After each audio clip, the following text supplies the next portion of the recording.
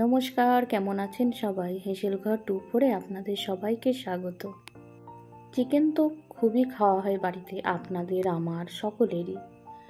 তো প্রতিদিন তো আর একই স্টাইলে চিকেন রান্না করলে ভালো লাগে না, তাই মাঝে মাঝে চেষ্টা করি ঘুরিয়ে ফিরিয়ে রান্না করতে। যদি ভালো লাগে অবশ্যই ভালো হয়। আর আমি যা রান্না করি সব কিছুই আপনাদের সাথে শেয়ার করি, সেগুলি ঘরোয়া উপকরণ দিয়েই বানাই। মাংস তো দেখলেন ধুয়ে নিয়েছি, নুন হলুদ মাখিয়েও রেখেছি। এখন কড়াইয়ে তেল দিয়ে ফোড়নে দিলাম শুকনো লঙ্কা, তেজপাতা, গোটা জিরে। এখন দিয়ে দিচ্ছি কেটে রাখা পেঁয়াজ। কি কি নিয়েছি সেগুলো আমি আলাদা করে দেখাইনি, রান্নাতেই আপনারা দেখে নিতে পারবেন। পেঁয়াজের ওপর সামান্য নুন দিয়েছি যাতে পেঁয়াজটা ভালো ভাজা হয়। এখন পেঁয়াজটা ভেজে নিচ্ছি। পেঁয়াজটা হালকা ব্রাউন কালার চলে আসলেই যে মশলার পেস্ট আমি করে রেখেছি সেটা দিয়ে দেবো। এর মধ্যে রয়েছে আদা, রসুন, লঙ্কা আর জিরে। এখন ভালো করে কষিয়ে নিচ্ছি। সামান্য হলুদ দিয়ে দিলাম, নুনটা আর দিচ্ছি না, নুনটা যেহেতু আমি পেঁয়াজের ওপরেই দিয়েছি।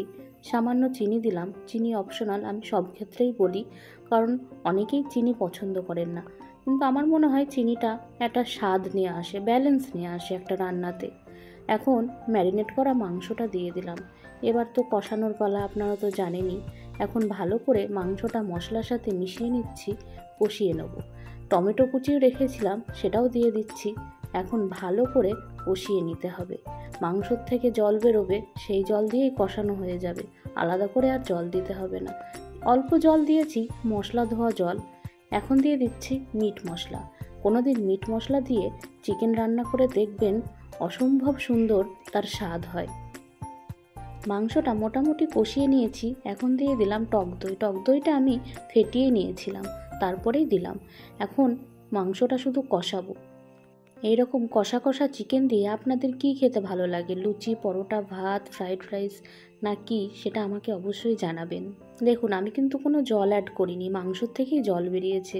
এরকম মাংসর থেকে জল বেরোলেই সে মাংসটা জুসি জুসি ভাব আসে, আর খেতেও অসম্ভব সুন্দর হয়। পোলট্রির মাংস তো, তাই আর ঢেকে ঢেকে কষাচ্ছি না, এমনিই সেদ্ধ হয়ে যাবে। দেখুন, জল শুকিয়ে তেল ছেড়ে দিয়েছে, তার মানে মাংসটা ভালোই কষানো হয়েছে। এখনও আবার একটু নেড়ে নিচ্ছি, কারণ জল দেব। জলটা আমি হালকা গরম করতে বসিয়েছি।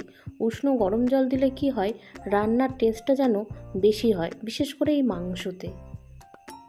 আমার রেসিপিগুলো যদি আপনাদের ভালো লেগে থাকে, তাহলে আমার চ্যানেলটিকে প্লিজ সাবস্ক্রাইব করে আমার পাশে থাকবেন।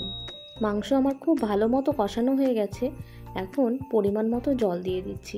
বেশি জল দেব না, কারণ এটা তো বেশি ঝোল করব না, তাই গ্রেভি গ্রেভি রাখবো। যতটুকু প্রয়োজন সেদ্ধ হওয়ার জন্য ততটুকুই দিচ্ছি। আর আমি আলু অ্যাড করিনি, আজকে আলু বাদেই করছি। আপনারা চাইলে অবশ্যই আলু দিতে পারেন, কিন্তু মাঝে মাঝে আলু বাদেও খেয়ে দেখবেন সেই মাংসর টেস্ট খুব ভালো হয়। বিশেষ করে যদি এরকম গ্রেভি গ্রেভি বা কষা কষা করেন, সেই দিন চেষ্টা করবেন আলুটা স্কিপ করার। লঙ্কা তো আমি বেটেই দিয়েছিলাম মশলার সাথে। এখন কটা কাঁচা লঙ্কা চিড়ে এই ঝোলের মধ্যে দিয়ে দিচ্ছি। এরকমভাবে ঝোলের মধ্যে দিয়ে দেখবেন মাংসের টেস্ট খুব ভালো আসে। আবারও ভালো করে একটু নেড়ে চেড়ে গ্যাসের ফ্লেমটা হাই রেখে একটু ফুটিয়ে নিয়ে গ্যাসের ফ্লেমটা আমি কমিয়ে রাখবো। মাংসটা খুব ভালো সেদ্ধ হয়েছিল, আর রান্নাটাও অসম্ভব সুন্দর হয়েছিল। মাংসর ঝোল আমি মোটামুটি এরকমই রাখবো। এখন হালকা নেড়ে নিচ্ছি। এখন একটু গরম মশলা বেটে রেখেছিলাম, সেইটাই দিয়ে দেবো।